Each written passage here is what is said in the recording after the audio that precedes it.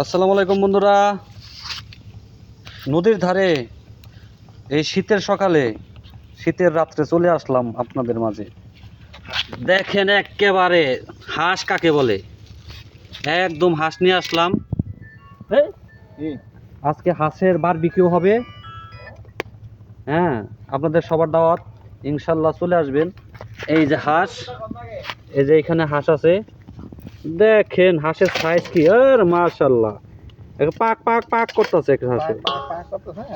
কে কে মাশাআল্লাহ, সবার দাওয়াত, চলে আসেন চলে আসেন।